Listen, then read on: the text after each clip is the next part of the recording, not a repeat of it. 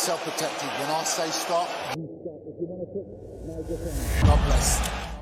UFC fighters are the toughest people on the planet. They sacrifice more than any other professional athlete by gambling their health and possibly their life, all in an attempt to entertain the millions of fans and live in forever glory. Even though MMA fighters are modern-day gladiators, they are still human and experience emotions just like the rest of us.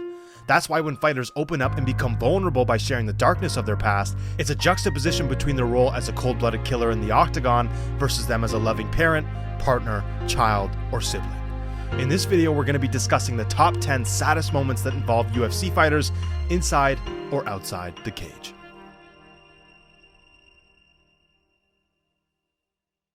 Number 10. Andre Fili's bad news. Andre Fili is a UFC featherweight who has been competing for the promotion for 10 years this year, and after he had won his last fight versus Bill Algeo, he had a classic post-fight interview with DC, and things were going smoothly until DC said to him, "You spoke about all you went through to get here," and that's when Andre revealed this heartbreaking news to the public. I lost a baby. It would have been my first kid, man, and 4 weeks into this fight, man, and I just want to dedicate this fight to whoever they would have been. I love you so much. It seems that Andre's girlfriend had suffered a miscarriage during his training camp for this fight, and what's even more sad is that right when Andre revealed this information and started tearing up, you could see DC immediately went to comfort him by putting his hand on his shoulder, because DC can actually relate to this pain on a different level. We'll talk about that later in the video. But as for Andre, it cut deep when he dedicated the fight to, quote, whoever they would have been. Andre, I'm sorry for your loss. Our prayers and thoughts are with you, and I wish you the best of luck ahead of your upcoming fight. Number 9. Matt Hughes' accident. Matt Hughes is a UFC Hall of Fame legend and early on was in talks to be one of the greatest welterweights of all time. He was confident in his abilities and he was a hardworking man until one day the unthinkable happened. Matt was helping his friend who was a farmer by bringing him diesel for his tractor, and he explained that the cornfield was up so high that he couldn't see any train tracks, and then suddenly he was hit by a train on the passenger side of his truck. Matt Hughes was rushed to the hospital and put into a 19-day medically induced coma after suffering a traumatic injury to his brain. Matt had to relearn how to walk, talk, and other simple functions all over again. Matt Hughes went from a world beater to someone who could never compete again, and although he's made an amazing recovery throughout the years, he will never be the same. An eerie coincidence from this situation is that a year before the accident happened, a TMZ reporter asked Matt Hughes if he'd ever consider helping Rob Kardashian, the only brother of the Kardashian sisters, to lose some weight as he had gotten heavy, and before Matt Hughes denied helping him, he said that the Kardashian show was a, quote, total train wreck, multiple times. The show's a train wreck. It's a total train wreck. Yeah, it's a train wreck. So. You want only for 1 year later for him to go through the terrible tragedy. Number 8. Dana gets emotional.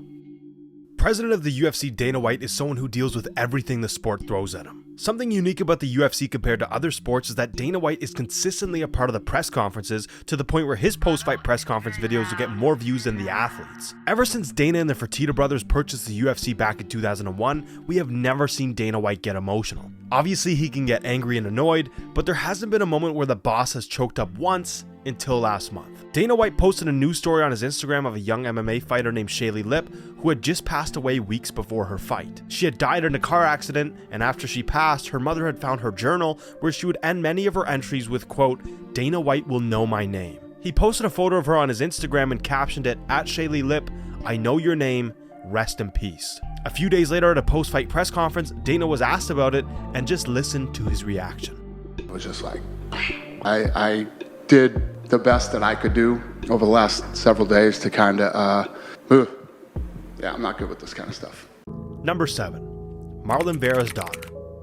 Marlon Cheeto Vera is a top bantamweight fighter for the UFC, and even though he has a different hairstyle for every fight, his upbeat, funny, and positive attitude remains the same. Many fighters say that they fight for their families, but in Marlon's case, it had a whole other meaning. Marlon's first daughter Anna was born when him and his wife Maria were just teenagers, and he explained how he was grappling at the gym when he got the call that his baby was on the way, so he rushed over to the hospital. Marlon said the first time he saw his newborn daughter, his first thoughts were, quote, she's not good, something's going on. Marlon's daughter was diagnosed with something called Mobius syndrome, an extremely rare neurological condition that affects the muscles in your face, leaving those who have it unable to smile, among other things like problems rotating your eyes. That's when everything changed for Cheeto, and he decided he'd need to win fights not for him, but for his daughter. daughter so he could earn enough money to afford a facial surgery that would allow Anna to smile. After his first win on The Ultimate Fighter, you could see him break down in tears thinking about her. After the fight, he developed a strange rash all over his body that rendered him unable to compete on the show, but after a sit down with the boss, Dana White granted him an opportunity to fight in the finals. Seeing Marlon's debut walkout gives me chills because the raw emotion of why he's there just spills out. He won his first fight via armbar, and the rest is history. After a couple fights, Cheeto had earned enough money to pay for the surgery, and it went successfully. Anna can finally smile again. Number 6. Khabib's father. I'm sure this moment will be the most popular one on this list due to how well known it is. We all know that the greatest lightweight of all time, Khabib Nurmagomedov, retired due to his father passing away, but that moment in the octagon will forever be tough to watch. The impact Khabib's father Abdulmanap had on his life is undeniable. Without him, we would never know who Khabib ever was. Abdulmanap practiced wrestling as a child as well, and when he served in the army, he learned judo and sambo. Abdulmanap didn't only influence Khabib, but also the lives of hundreds of other young Dagestani athletes. He played a pivotal role in the success of Islam Makhachev's career, who is the current lightweight champion, and not to mention Usman Nurmagomedov, who is the current Bellator lightweight champion. The reason this moment is so sad is because of the way Khabib broke down. We all know Khabib is a stoic man who seems unbreakable in all aspects of life, but having his first fight without his father was the final straw, and understandably so. Khabib promised his mother he would never compete again, and till this day, he has kept it. Number 5. Chuck Liddell's retirement. The Iceman was the UFC's first megastar. Chuck's first fight in the UFC was in 1998, and even though the promotion wasn't very popular at the time, Chuck was the face of the company in the early 2000s. His aggressive, fearless fight style and unique look catapulted him into stardom, and at one point he seemed invincible. Chuck's larger-than-life character took a hit after he was knocked out by Rampage Jackson after the rematch in the UFC. After this, he lost 4 of his last 5 fights, with his last 3 all ending in him being finished. When he decided to hang the gloves up, he gave an emotional retirement speech at the UFC presser, and it's a tough watch. All right, I guess I'm used to these, but not for this. Most of all, I want to thank my fans, family, but anyway.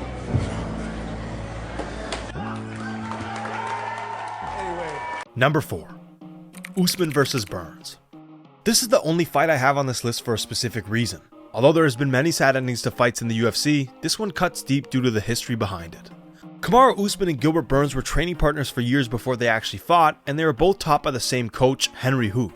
Both of them shared a similar goal to become the champion, and being in the same weight class, they both pushed each other towards greatness. But after Kamaru Usman had secured and defended his belt multiple times, Gilbert Burns was next in line. By this point, Kamaru Usman had already switched to being coached by Trevor Whitman and moved to Colorado. The build-up to their fight was very respectful, and even though they both wanted to win, there was no bad blood.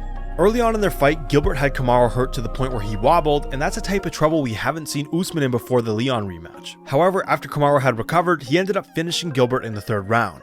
This is where things got sad. Kamaru was pumped with adrenaline after defending his belt again and remaining the king, reciting his infamous line, quote, "Taking what from who?" referring to how Gilbert said he'd take his belt. All of this changed when he took a look at his former training partner and friend on the floor weeping as his dreams of becoming a champion were just shattered. Before they announced the winner for the fight, you could see Kamaru kneeling down just watching Gilbert cry, and you could see by the look on his face he felt terrible. Even when they announced him as the reigning champion, you could see Usman holding back tears. The happy ending to this story, however, is that now they are friends again and have been training together as well. Kamaru helped Gilbert prepare for Khamzat Chimaev, and now that the rumor is Usman is going to face Khamzat next, perhaps Gilbert will return the favor. Number 3.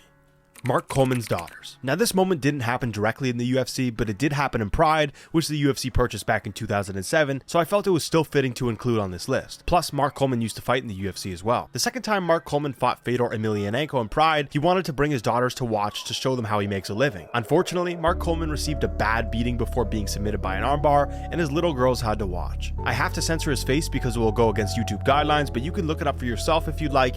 His face got torn up. Somehow his daughters came into the ring post-fight and were hysterically crying seeing their dad like this. Mark said he had to go into quote daddy mode to try to calm them down and felt terrible that they had to watch that. It's fun.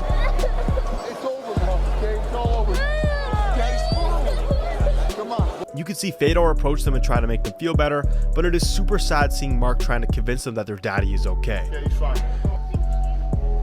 She thinks I won. So do I. There are mixed opinions on bringing your kids to fights for this exact reason. Some fighters do it and some are totally against it. Let me know your honest thoughts about it in the comments down below. Number 2. DC's daughter. Even though DC is truly one of the greatest fighters to grace the octagon and became a double champion, we all know him as a fun, bubbly, silly guy. DC is like a father figure to plenty of young guys coming up in the promotion, and the mix of his dad jokes with years of UFC experience makes him a perfect asset to the company. Due to Daniel Cormier's daily attitude, you could never imagine some of the things he's been through, and this moment I'm about to share is truly devastating. In June 2003, 20 years ago from when this video was posted, DC had lost his firstborn daughter in a fatal car crash. As he explained, everyone in the car was injured, but there was only one fatality: his 3-year-old daughter, Kaden. I just remember her casket being so small and just not understanding why stuff like that keeps happening. In an interview DC did with Anscape.com, he said, quote, "My daughter. That was the hardest thing because there are no guidelines. There are no books or anything to read, and you don't know how to deal with loss of that nature. There is nothing that's going to help you cope better when you lose something so precious and so dear. Some people don't recover from a loss like that, and I'm just lucky that I was able to take that energy and use it to actually encourage me to train harder, and work smarter. Make sure that I can be a good father to my children that are here on this earth with me today. I always want to make her proud, every day in my actions. Would she be proud? I think so far, the answer is yes. Rest in peace to Kaden Cormier, and thank you, DC, for everything you've done for our sport." Number 1. In another life. The MMA community was devastated when the legendary UFC fighter Anthony "Rumble" Johnson passed away last year. He was 38 years young, and fans had no clue about his illness until after he was gone. Even though Rumble was a terrifying man, he had a heart of gold, and regardless of him being a massive human, he competed in 4 different weight classes in his career: welterweight, middleweight, light heavyweight, and heavyweight.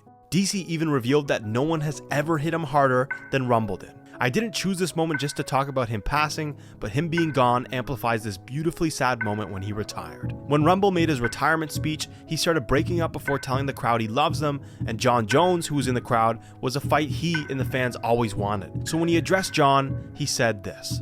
Man, Bones right here. I know we didn't give the fans the fight that they wanted. Maybe in the next life we'll do that. Maybe in the next life we'll do that. That hurts. The fact we lost him so young, and the fact that those were his final words in the UFC octagon. Rest in peace, Anthony "Rumble" Johnson. I promise you will never be forgotten.